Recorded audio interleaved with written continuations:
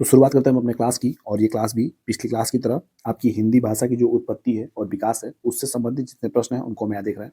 और उस जैसे पूर्व की क्लास में हमने पूर्वी हिंदी पे जितने प्रश्न हो सकते हैं वो शुरुआत कर चुके थे, यानी कि लास्ट क्वेश्चन था वो पूर्वी हिंदी से था। तो यहाँ 61वां क्वेश्चन है, वो भी पूर्वी हिंदी से संबंधित है। शुरुआत करते हैं क्लास की, और जो भी लोग नए हो चैनल पे या पहली बार आए चैनल को सब्सक्राइब करें, साथ ही बेल आइकन प्रेस करिए और अपने सभी साथियों को उस क्लास को शेयर करिए। आपका पहला क्वेश्चन है 61वें क्वेश्चन के रूप में दिया कि बघेली बोली किस क्षेत्र में बोली जाती है। जो बघेली बोली है वो किस क्षेत्र में बोली जाती है, तो आपको जानना जरूरी है कि जो अर्धमागधी अपभ्रंश है वहां से अवधी, बघेली एवं छत्तीसगढ़ी बोलियां जो है विकास हुआ है। और जो बघेली बोली है वो आपका ऑप्शन है रांची है, जबलपुर है, जोधपुर है, सिलीगुड़ी है। तो आपको इसमें जबलपुर टिक करना पड़ेगा, यानी कि मध्य प्रदेश का जो हिस्सा है वो जो कुछ हिस्सा जो है आपके बघेली में आता है।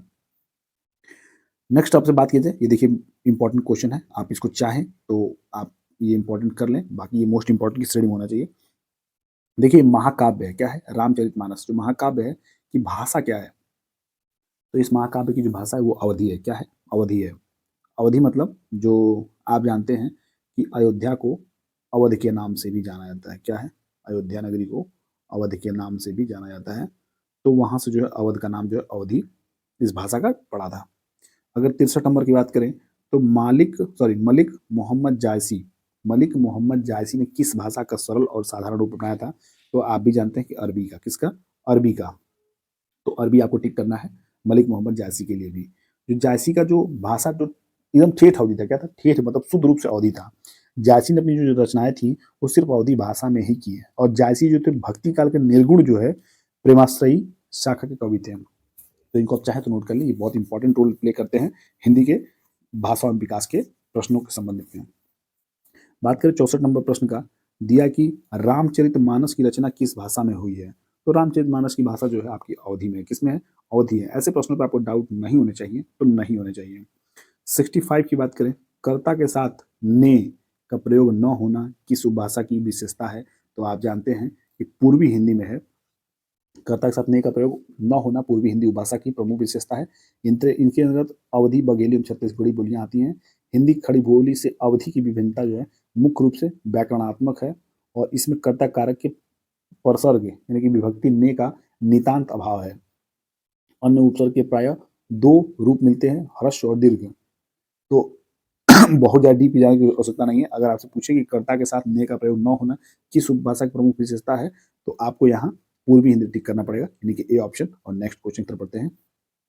66 नंबर का प्रश्न आपके सामने है, कह रहा है कि निम्नलिखित में से किस बोली में कर्ता कारक का विभक्ति चिन्ह प्रयुक्त नहीं होता है। तो अभी आप पढ़े हैं, आपके सामने पूर्वी हिंदी की हम बात की है, और पूर्वी हिंदी में आपको अवधि टिक करना पड़ेगा। क्या करना पड़ेगा? अवधि।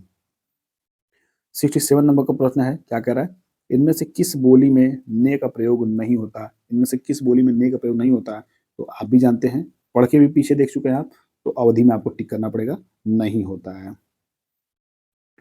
जैसे 67 नंबर जो प्रश्न था उसमें अभी हम पूर्व में बात कर चुके हैं कि नौ जो है वो नितांत अभाव रहता है, तो इसलिए आपको अवधि टिक करना पड़ेगा। और 68 की बात करें तो इसमें दिया कि निम्नलिखित में से किस बोली में उत्तम पुरुष बहुवचन हम का प्रयोग उत्तम पुरुष एक वचन में मैं के अर्थ में किया जाता है, तो इसके लिए भी आपको सिर्फ एक और अकेला अवधि आपको टिक करना पड़ेगा। देखिए जितने अवधि से रिलेटेड प्रश्न है वो मैं सब करा दे रहा हूँ, इसमें कोई डाउट नहीं होना चाहिए। 69 नंबर की बात कर लें तो ताले के पानी पताले गए बेटी।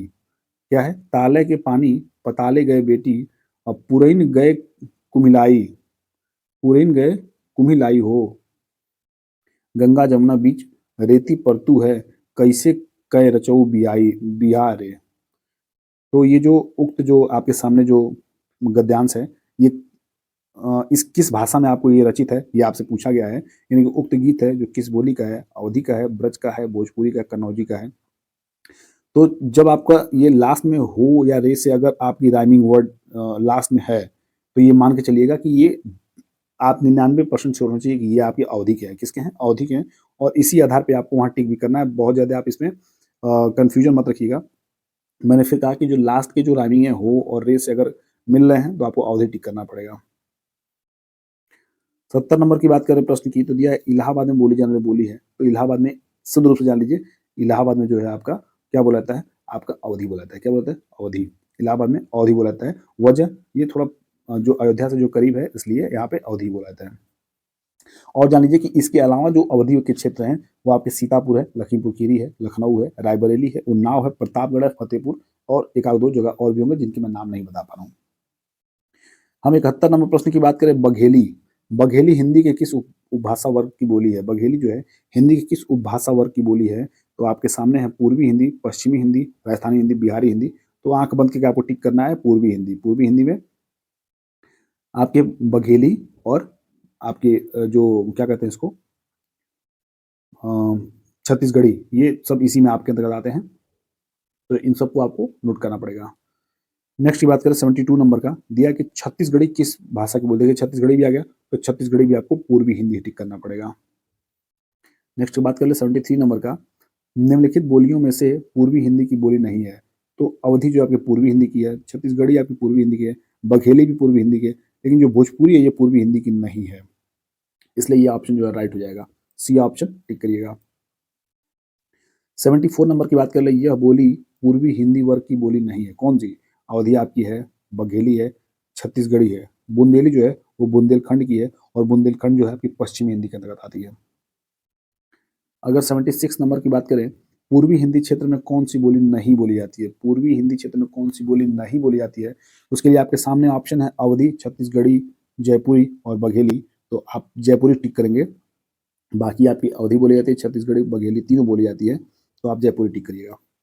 77 नंबर प्रश्न है कि पवारी क्या है? पवारी इनमें से किस बोली से संबंधित है? तो पवारी किस बोली से संबंधित है ये आपको बताना है। तो इसके लिए जो राइट ऑप्शन है, ये सामने 4 ऑप्शन है आपको, उसको टिक करके बताना है। तो बुंदेली का हो जाएगा। क्या हो जाएगा? बुंदेली का। इसको आप बुंदेली टिक करिएगा। जो बुंदेली पश्चिमी हिंदी भाषा की एक उपभाषा है, और जबकि पवारी, भदावरी, राठौरी इत्यादि जो बुंदेली की उपबोली है। क्या है? बुंदेली की उपबोली है। अगर 78 नंबर की बात करें, हड़ौती। देखिए हड़ौती है, क्या है?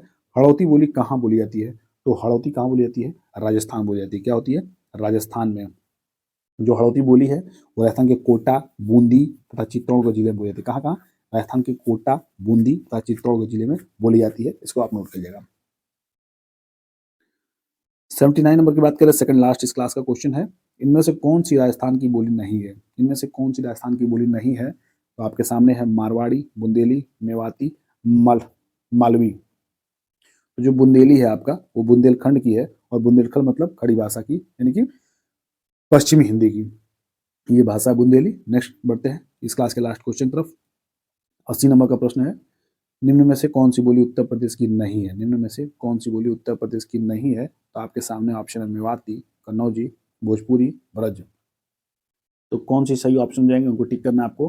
तो जो मेवाती है वो आपकी उत्तर प्रदेश की बोली नहीं है। बाकी कन्नौजी भी आपके कन्नौज की, भोजपुरी आप जो बिहार से जितने जिले टच होते हैं, बिहार के टच में वो सब हैं। ब्रज आपके जानते हैं खड़ी बोली से संबंधित है, पश्चिमी हिंदी से। तो इस तरह जो मेवाती हो जाएगा ये आपका अलग हो जाएगा। मेवाती बोली जो उत्तर प्रदेश नहीं बल्कि हरियाणा और राजस्थान की बोली है। क्या है? हरियाणा और राजस्थान की है। और मेवाती का जो नाम है वो मेव जाति के इलाके की वजह से मेवात के नाम पर पड़ा है।